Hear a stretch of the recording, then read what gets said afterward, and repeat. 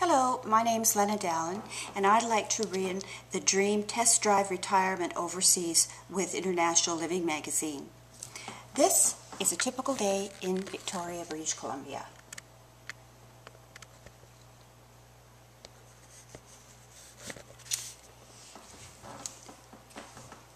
Not very inspiring, and it's like this for a good portion of the year. As a matter of fact, people go indoors about September and they don't come out again until probably June.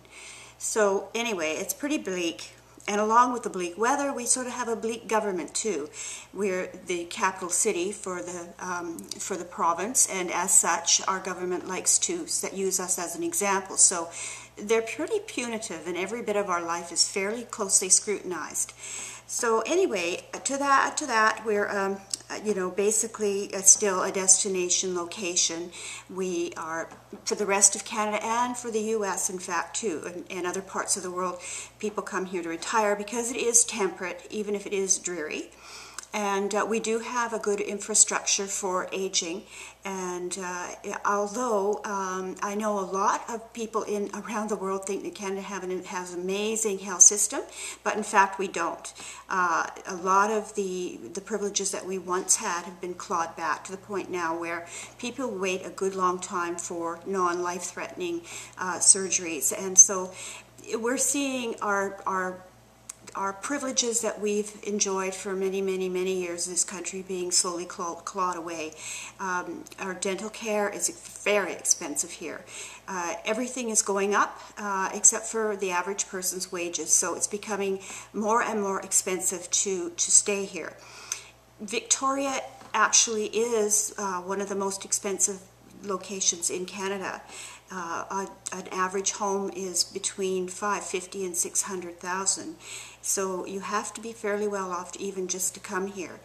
So it tends to drive all our children away to other parts of the country, and so that's not all that great either. Anyway, we do have a decent art and cultural community here in Victoria, and we're big into sports, we're big into animals. We tend to carry a lot of those old Victorian values with us, and we do have some very quaint areas of the town that still remain. So I've been reading International Living for some time and have already been convinced that I'd like to make a move to retire in a better climate. I'm a realtor, and while we haven't seen the same kind of devastation that has happened in the U.S. here in Canada, we certainly have felt many of our sectors of industry are slowing down. There's a general malaise here specifically here in Victoria that I'm aware of, where people are really afraid to come out and make any commitment to a new home, move up or move down, or to make any moves at all because of the information that we're getting from the U.S. and from Europe. And so it's kind of stagnated our market, and we've pretty much been at in a buyer's market now for quite some time. And people are having to drop the prices of their house considerably, and a lot of people are just choosing to stay where they are. My husband is a GP here, and he should be retired now. He's well past the age of retirement, but if he wants to stay here, he simply can't afford to do that, and he won't be able to do that for some time to come, if ever. So I've been thrashing around and looking for a better answer for us, and from my reading of International Living, I've kind of located that general area of Ecuador, Nicaragua, Panama, and Costa Rica, and I would love to be down in that area to get a feeling for what life is like there. It would certainly be nicer to be in a community where I can get out and every day and walk around and see people out with their children and smiling and brighter colors and just a general happier atmosphere just to wake up every day and would be nice. So that's what I look forward to when I move down there. And not only the fact that it is cheaper, but for the fact that it's just an all-round better quality of life.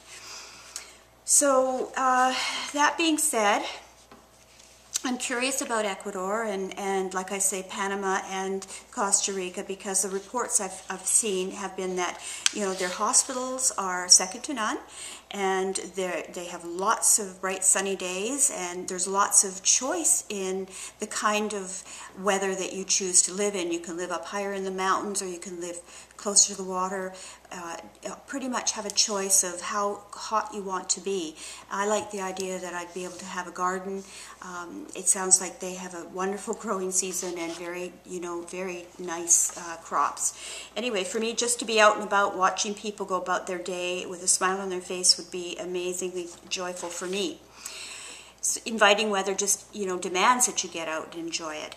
And I would certainly like nothing better than to invite my family and friends and my possible new friends to join me there. So I look forward to seeing the results of this contest, and I hope that I will win it, because I would dearly love to do this for International Living and for myself. Goodbye.